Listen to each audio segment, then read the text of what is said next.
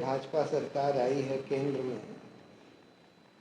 और असम में खासकर तब से हम देख रहे हैं कि एक मुहिम चला रही है ये सरकार कि धीरे धीरे करके मुसलमानों को सेकंड क्लास सिटीजन्स बना दो, उनकी वोटिंग राइट छीन लो, उनको अगर बंद कर सको डिटेंशन सेंटर में तो डिटेंशन सेंटर में बंद कर लो, हिंदुस्तान के बाहर भेज सको तो हिंदुस्तान के बाहर भेज दो। लेकिन असली मकसद ये है कि उनके वोटिंग राइट छीनना।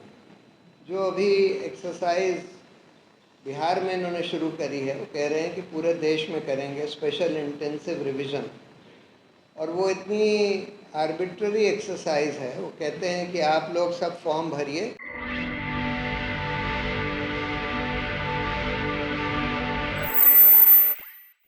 भाजपा सरकार आई है केंद्र में और असम में खासकर तब से हम देख रहे हैं कि एक मुहिम चला रही है ये सरकार कि धीरे धीरे करके मुसलमानों को सेकंड क्लास सिटीजन्स बना दो, उनकी वोटिंग राइट छीन लो, उनको अगर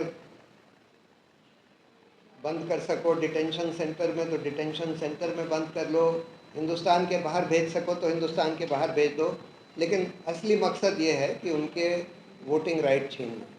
जो अभी एक्सरसाइज बिहार में इन्होंने शुरू करी है, वो कह रहे हैं कि पूरे देश में करेंगे स्पेशल इंटेंसिव रिवीजन, और वो इतनी आर्बिट्ररी एक्सरसाइज है। वो कहते हैं कि आप लोग सब फॉर्म भरिए, और फॉर्म में उन्होंने 11 दस्तावेज़ दिए हैं कि इन दस्तावेज़ों में से यानी कि पासपोर्ट, बर्थ सर्टिफिकेट, पेरेंट्स का बर्थ सर्टिफिकेट, इस तरह के दस्तावेज़ दिए हैं, स्कूल सर्टिफिकेट वगैरह, इनमें से दस्तावेज़ दीजिए और उसके बाद इलेक्शन कमीशन तय करेगा कि आप हिंदुस्तान के नागरिक हैं कि नहीं और आपको वोट देने का हक है कि नहीं।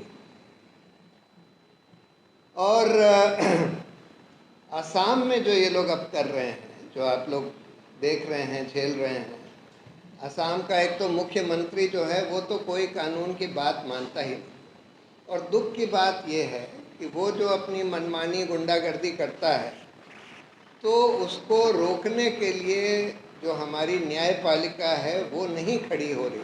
अनफॉर्चुनेट है, बहुत ही दुर्भाग्यपूर्ण है कि न्यायपालिका जिसका काम है इस तरह की गुंडागर्दी, लॉलेसनेस रोकने का, वो अपना काम नहीं कर रही, और इस वजह से इनको शह मिली हुई है कि भाई जो चाहो करो। ये कहते हैं अब तो ये कह रहे हैं कि हम किसी को भी पकड़ के और डिक्लेयर कर देंगे कि भाई ये हिंदुस्तान का नागरिक नहीं है, उसको या तो डिटेन कर लेंगे डिटेंशन सेंटर में या फिर हिंदुस्तान के बाहर निकालने की कोशिश करेंगे। अब जो कानून और जो इंटरनेशनल प्रोटोकॉल है वो ये कहता है कि भाई आप किसी को हिंदुस्तान से बाहर तभी निकाल सकते हैं अगर दूसरा देश, जिस देश में आप निकाल रहे हैं, दूसरा देश मानता है कि भाई ये हमारा सिटीज़न है। यानी बांग्लादेश अगर मानता है कि ये हमारा सिटीज़न है तभी आप निकाल सकते हैं। या फिर जैसे ये रोहिंग्यास को निकालने की कोशिश करते हैं कि अगर म्यांमार मानता है तभी आप निकाल सकते हैं। लेकिन अब तो दूसरे तरह की गुंडागर्दी हो गई कि वो कहते हैं कि बॉर्डर पर ले जाओ और वहाँ पर बोल दो कि तुम लोग भाग जाओ, नहीं तो हम तुमको गोली मार देंगे। और वहाँ म्यांमार में तो उनको बहुत सारे रोहिंग्यास को ये लोग अंडमान ले गए, अंडमान में एक नेवल शिप से ले जाकर म्यांमार के कोस्ट के बाहर लाइफ वेस्ट पहनाकर बोट से बाहर फेंक दिया, शिप से बाहर फेंक दिया। तो अब तो मतलब हर तरह की गुंडागर्दी चल रही। पहले ये कहते थे कि अच्छा, जिनको फॉरेनर्स ट्राइब्यूनल ने गैर नागरिक डिक्लेयर किया है, जिनकी नागरिकता नहीं मानी है, उनको हम डिटेन करेंगे या उनको बाहर भेजेंगे। उस पर भी सुप्रीम कोर्ट ने बोल दिया कि भाई आप 2 साल से ज़्यादा किसी को ऐसे डिटेंशन में नहीं रख सकते अगर 2 साल के अंदर आपका बांग्लादेश से एग्रीमेंट नहीं हो गया उन लोगों को लेने का, तब आपको उनको छोड़ना होगा, बेल पर छोड़ना होगा। लेकिन उस निर्णय के बावजूद भी उसके बिल्कुल खिलाफ जाकर ये फिर भी अंधाधुंध पकड़ धकड़ कर रहे हैं, डिटेंशन सेंटर में डाल रहे हैं और हिंदुस्तान के बाहर फेंक रहे हैं। और दुर्भाग्य की बात यह है कि ये सब देखते हुए भी हमारी न्यायपालिका इस पर चुप्पी बनाए हुए है, कुछ नहीं कर रही। जब कोई पिटीशन फाइल होती है उस पर भी रोक नहीं लगती। दूसरी बात, फॉरेनर्स ट्राइब्यूनल का हम लोगों ने यहाँ पर एक पीपल्स ट्राइब्यूनल किया था जिसमें एनआरसी के बारे में पूरी व्यवस्थित विस्तार से चर्चा हुई थी, जिसमें कि कई सारे जज थे, रिटायर्ड जजेस थे सुप्रीम कोर्ट के। उन्होंने अपनी रिपोर्ट दी थी कि भाई जिस तरह से ये फॉरेनर्स ट्राइब्यूनल काम कर रहे हैं ये बिल्कुल आर्बिट्ररी है, यानी कि कुछ नहीं देखते।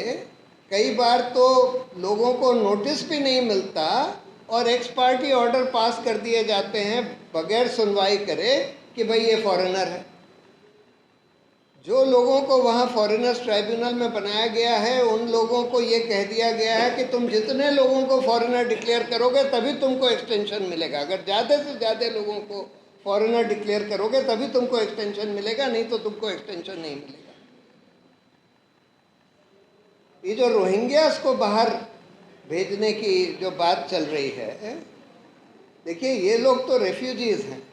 ये ठीक है कि ये हिंदुस्तान के नागरिक नहीं है। जो आसाम के लोग हैं वो तो कह रहे हैं कि हम हिंदुस्तान के नागरिक हैं, फॉरेनर्स ट्राइब्यूनल के ऑर्डर के खिलाफ अपील कर रहे हैं, लेकिन उनकी अपील पेंडिंग है, लेकिन फिर भी उनको बाहर किया जा रहा है।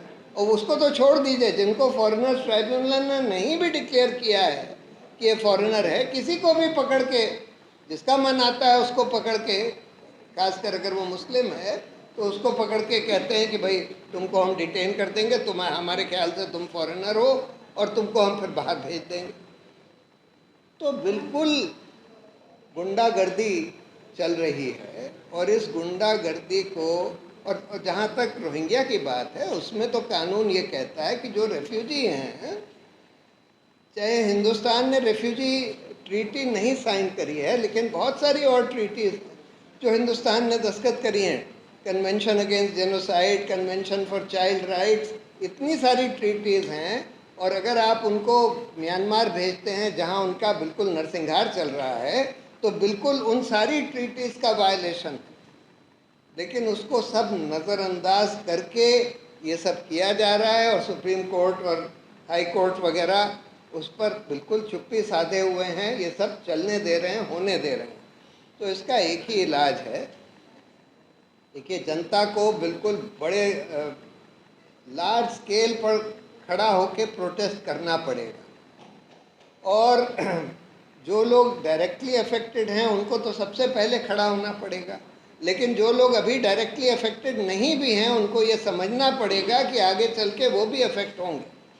इसलिए सभी को खड़ा होना पड़ेगा और इसकी चिंता नहीं करनी पड़ेगी, इसकी चिंता नहीं करनी चाहिए कि भाई ये लोग प्रोटेस्ट करने नहीं देते, आर्टिकल सेक्शन 144 लगा कर रखते हैं। अगर प्रोटेस्ट के लिए 5 से ज़्यादा लोग बाहर निकलते हैं तो उनको उनके खिलाफ केस चला देते हैं, बंद कर देते हैं। इसकी चिंता अब हमको छोड़ देनी चाहिए, क्योंकि अगर हम इसकी चिंता करते रहेंगे, ये लोग तो मतलब पूरा हमारे लोकतंत्र का गला घोटने पर तुले हुए हैं।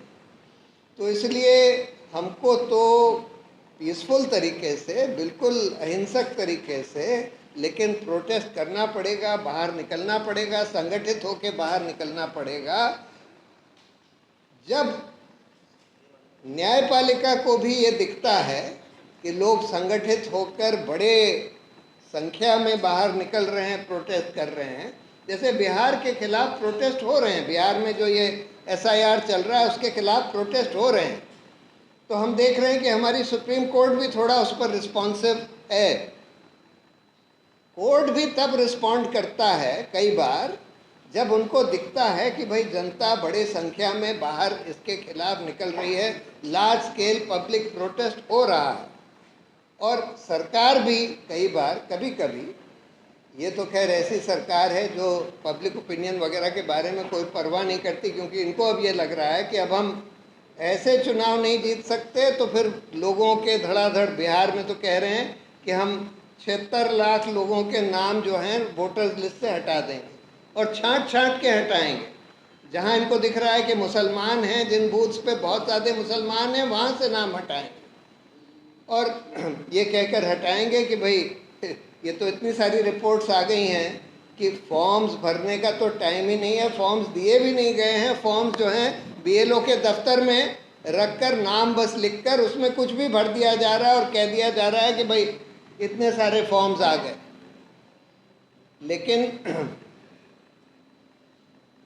लेकिन अब ये नई साजिश शुरू हुई है कि भाई हम लोगों के नाम हटा दें वोटर्स लिस्ट में से।